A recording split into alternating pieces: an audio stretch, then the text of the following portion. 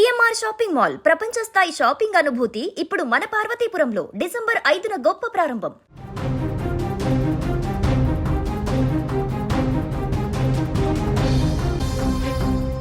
చక్కగా చదువుకుని ప్రయోజకురాలు అవుతుందనుకున్న కూతురు కాటికి ఎగిరింది.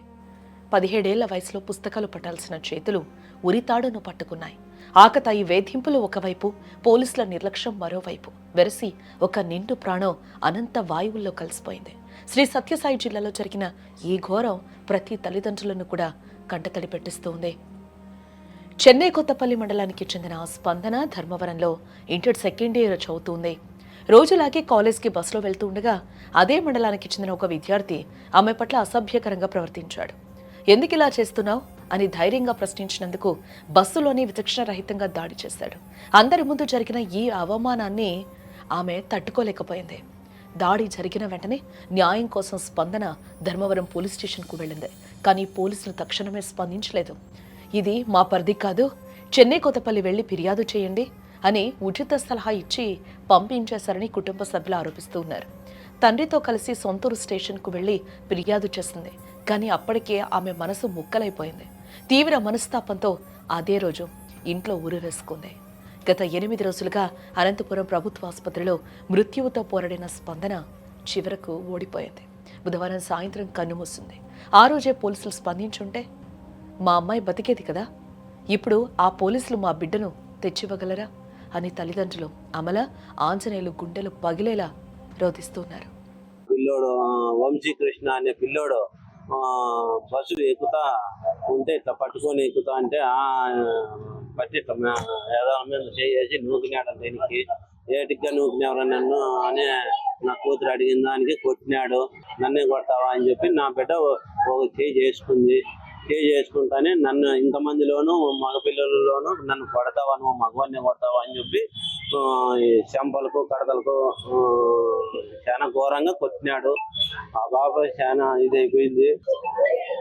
ధర్మవరము సాయి కృపదానికి చదువుకుండేకి అట్టే పోయింది బస్సులోనే. అదే బస్సులో నేను మళ్ళా ఆడ దిగిన తర్వాత కూడా మళ్ళా కొట్టినాడంట. ఆ పిల్లోడు కొట్టినాడు. నా చేత కాదు, నాకు తలకాయ అంతా మాయిందంతా చెడిపోయింది, నేను కేసు పెడతానా, నా చేత కాదు అనింది.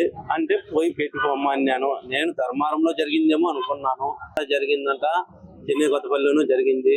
టౌన్ పోలీస్ స్టేషన్ పోతే ఆ సార్ వాళ్ళు అనుకొని, అమ్మ మాకు మీ పరిణితిలోకి రాదు, చెన్నై కొత్తపల్లి వెళ్ళదు, ఆడ ఎస్ఐకు కంప్లైంట్ ఇవ్వకూడదు అని చెప్పి పంపించినాడు.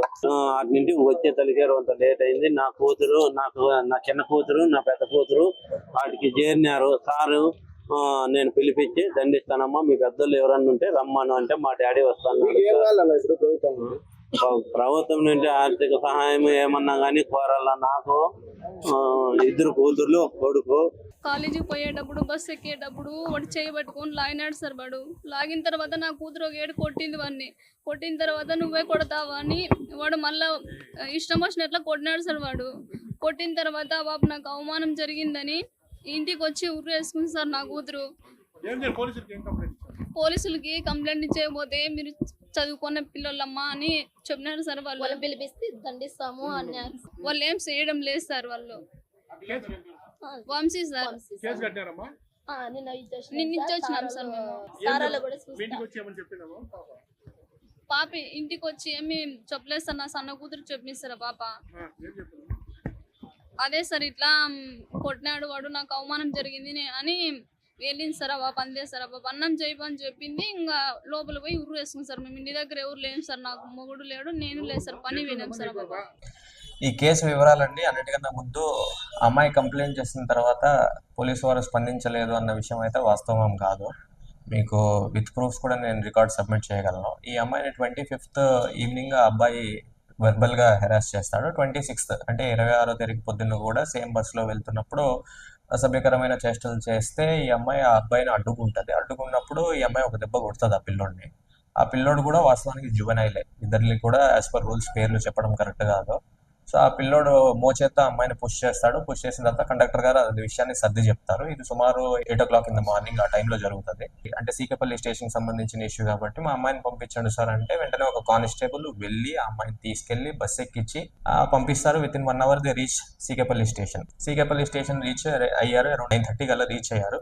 రీచ్ అయిన వెంటనే కంప్లైంట్ తీసుకుంటాము. తీసుకున్న తర్వాత ఆ అబ్బాయిని కూడా అవతల వ్యక్తిని కూడా పిలిపిస్తాము. యాజ్ పర్ రూల్స్ ఫస్ట్ ఇంటికి తీసుకెళ్ళండి అన్నట్టు చెప్పినాము. అప్పటికే కేసు తీసుకున్నాము, కేసు రిజిస్టర్ చేసాము. ఆ రోజే 26వ తేదీనే case section 11 and 12 of POCSO act కింద మేము రిజిస్టర్ చేయడం జరిగింది.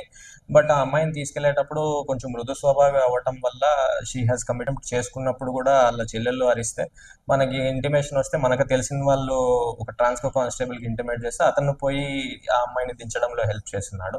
సో ఇక్కడెక్కడా కూడా పోలీసు కేసు కట్టము అని చెప్పింది లేదు, వాళ్ళకి ఎగెన్స్ట్ గా బిహేవ్ చేసింది ఏం లేదు. బట్ యాజ్ పర్ రూల్స్ మేము చేసాము. దానివల్ల ఫస్ట్ డే సెకండ్ డే కూడా ఏం జరగలేదు. ఈ రోజు మరి సడన్ గా వార్తల్లో ఇట్లా రావడం అన్నది కొంచెం ఆశ్చర్యకరంగానే ఉంది. బట్ దిస్ ఇస్ మరో స్పందన బలి కాకూడదంటే ఆడపిల్లలకు రక్షణ అంటే కేవలం చట్టాల్లో కాదు చేతల్లో చూపించాలనే డిమాండ్లు కూడా ప్రస్తుతం వ్యక్తమవుతూ ఉన్నాయి.